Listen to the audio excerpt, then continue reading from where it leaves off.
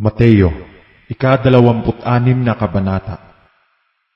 At nangyari na nang matapos ni Jesus ang lahat ng mga salitang ito, ay sinabi niya sa kanyang mga alagad, "Nalalaman ninyo na pagkaraan ng 2 araw ay darating ang Paskwa, at ibibigay ang anak ng tao upang ipako sa krus. Nang magkagayoy ang mga pangulong saserdote at ang mga matanda sa bayan ay nangagkatipon sa looban ng dakilang saserdote na tinatawag na Caifás. At sila'y nangagsangunian upang hulihin si Jesus sa pamamagitan ng daya at siya'y patayin. Datapwat sinabi nila, "Huwag sa kapistahan, baka magkagulo sa bayan." Nang nasa Betanya nga si Jesus sa bahay ni Simon na kitongin, ay lumapit sa kanya ang isang babae na may dalang isang sisidlang alabastro ng ungwento na lubhang mahalaga at ibinuhos sa kanyang ulo samantalang siya'y nakaupo sa pagkain. Datapwat nang makita ito ng mga alagad, ay nangagalit sila na nangagsasabi, "Ano ang layon ng pag-aaksayang ito? Sapagkat ito'y maipagbibili sa malaking halaga at maibibigay sa mga dukha." Datapwat nang mahalata ito ni Jesus ay sinabi sa kanila, "Bakit ninyo binabagabag ang babae? Sapagkat gumawa siya sa akin ng mabuting gawa. Sapagkat laging na nga sa inyo ang mga dukha, datapwat ako'y hindi laging nasa inyo. Sapagkat sa pagbubuhos niya nitong ungkwento sa aking katawan ay ginawa niya ito upang ihanda ako sa paglilibing. Katotohanang sinasabi ko sa inyo, saan man ipangaral ang ebanghelyong ito sa buong sanglibutan, ay sasaysayin din ang ginawa ng babaeng ito sa pag-aalaala sa kanya." Nang magkagayoy, isa sa 12 na tinatawag na Judas Iscariote ay naparoon sa mga pangulong saserdote at sinabi, "Ano ang ibig ninyong ibigay sa akin at siya'y ibibigay ko sa inyo?" At siya'y tinimbangan nila ng 30 putol na pilak. At buhat ng panahong yaoy humanap siya ng pagkakataon upang maibigay siya. Nang unang araw nga ng mga tinapay na walang lebadura, ay nagsilapit ang mga alagad kay Jesus na nagsisipagsabing, "Saan mo ibig na ipaghanda ka namin upang kumain ng kordero ng Paskwa?" Sinabi niya, "Magsipasok kayo sa bayan sa gayong tao. At sabihin ninyo sa kanya, sinabi ng guro, malapit na ang aking panahon. Sa iyong bahay magpapaskwa ako, pati ng aking mga alagad." At ginawa ng mga alagad ang ayon sa ipinag-utos sa kanila ni Jesus, at inihanda nila ang kordero ng Paskwa. Nang dumating nga ang gabi, ay nakaupo siya sa pagkain na kasalo ang 12 alagad. At samantalang sila'y nagsisikain, ay sinabi niya, "Katotohanang sinasabi ko sa inyo, na ako'y ipagkakanulo ng isa sa inyo." At sila'y lubhang nangamanglaw, at nagpasimula ang bawat isa na magsabi sa kanya, "Ako baga, Panginoon?" At siya'y sumagot at sinabi, "Yaong kasabay kong idampot ang kamay sa pinggan, ay siya ring magkakanulo sa akin. Ang anak ng tao ay papanaw, ayon sa nasusulat tungkol sa kanya. Datapwat sa aban ni yaong taong magkakanulo sa anak ng tao, mabuti pa sana sa taong yaon ang hindi na siya ipinanganak." At si Judas, na sa kanya'y nagkanulo, ay sumagot at nagsabi, "Ako baga, Rabay?" Sinabi niya sa kanya, "Ikaw ang nagsabi." At samantalang sila'y nagsisikain, ay dumampot si Jesus ng tinapay, at pinagpala, at pinagputol-putol, at ibinigay sa mga alagad at sinabi, "Kunin ninyo, kanin ninyo, ito ang aking katawan." At dumampot siya ng isang saro at nagpasalamat, at ibinigay sa kanila, na nagsasabi, "Magsiinom kayong lahat dyan, sapagkat ito ang aking dugo ng tipan, na nabubuhos dahil sa marami, sa ikapagpapatawad ng mga kasalanan. Datapwat sinasabi ko sa inyo, na buhat ngayon ay hindi na ako iinom nitong bunga ng upas, hanggang sa araw na yaon na inumin kong panibago na mga kasalo ko kayo sa kaharian ng aking Ama." At pagkaawit nila ng isang himno, ay nagsiparoon sila sa bundok ng mga Olibo. Nang magkagayoy, sinabi sa kanila ni Jesus, "Kayong lahat ay mangagdaramdam sa akin sa gabing ito, sapagkat nasusulat, sasaktan ko ang pastor, at mangangalat ang mga tupa ng kawan.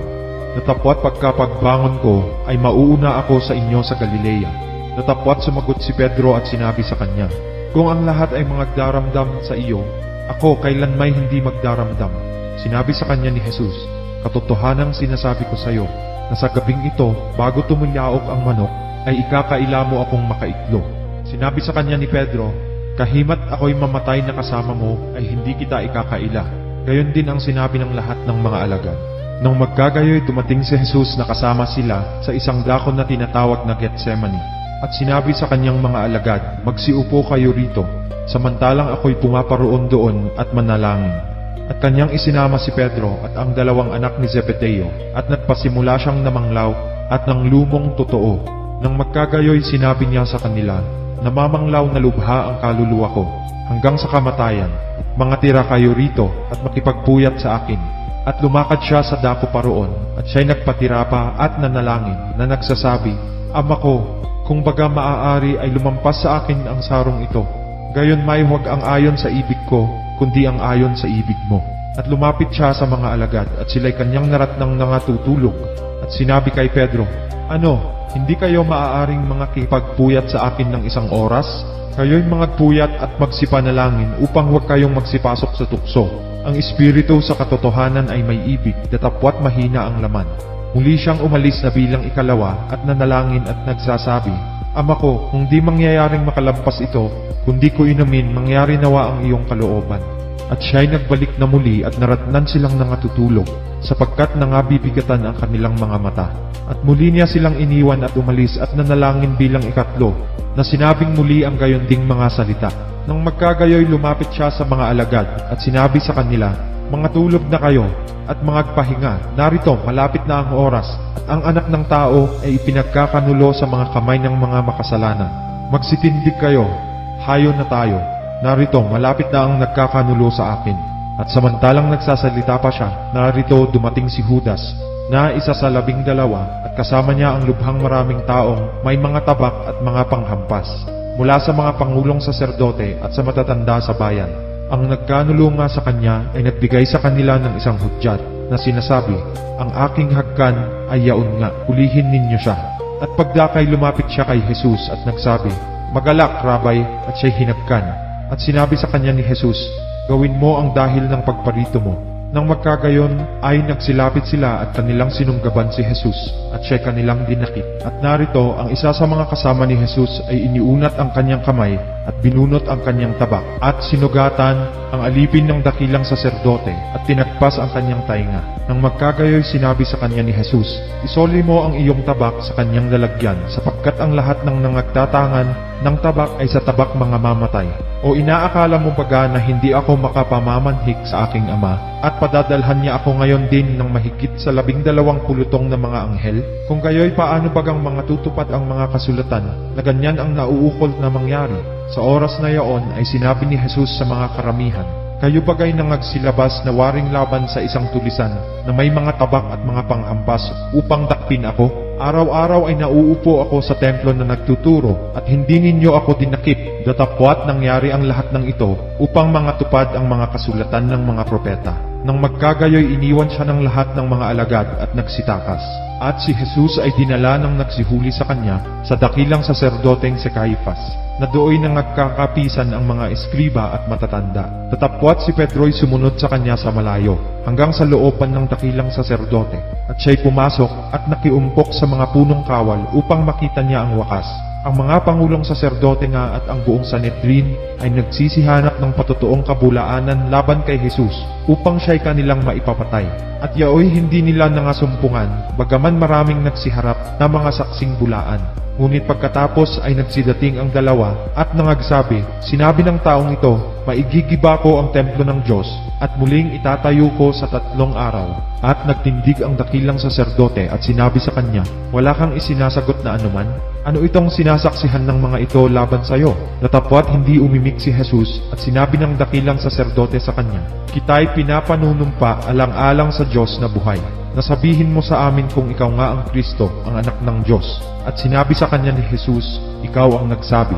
Gayon may sinasabi ko sa inyo, buhat ngayon ay inyong makikita ang anak ng tao na nakaupo sa kanan ng kapangyarihan at pumaparitong nasa mga alapaap ng langit. Nang magkagayoy hinapak ng dakilang saserdote ang kanyang mga damit na sinasabi, Nagsalita siya ng kapusungan. Ano pa ang kailangan natin ng mga saksi? Narito, ngayon narinig ninyo ang kapusungan.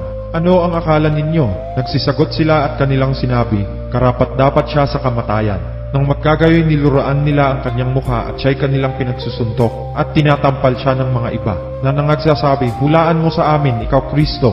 Sino ang sayo'y bumubugbog? Nakaupo nga si Pedro sa labas ng looban at lumapit sa kanya ang isang alilang babae na nagsasabi, Ikaw man ay kasama ng taga-Galileang si Jesus. Datapwat siya'y kumaila sa harap nilang lahat na sinasabi, Hindi ko nalalaman ang sinasabi mo. At paglabas niya sa portiko ay nakita siya ng ibang alila at sinabi sa nangaroroon, Ang taong ito ay kasama rin ni Jesus na taga Nazaret at muling kumailang may sumpa. Hindi ko nakikilala ang tao. Pagkaraan ng sandali ay nagsilapit ang nangakatayo roon at kanilang sinabi kay Pedro, sa katotohanang ikaw man ay isa rin sa kanila, sapagkat ipinakikilala ka ng iyong pananalita. Nang magkagayoy, nagpasimula siyang manungayaw at manumpa. Hindi ko nakikilala ang tao. At pagdakay tumilaok ang manok. At naaalaala ni Pedro ang salitang sinabi ni Jesus, bago tumilaok ang manok, ay ikakaila mo akong makaitlog.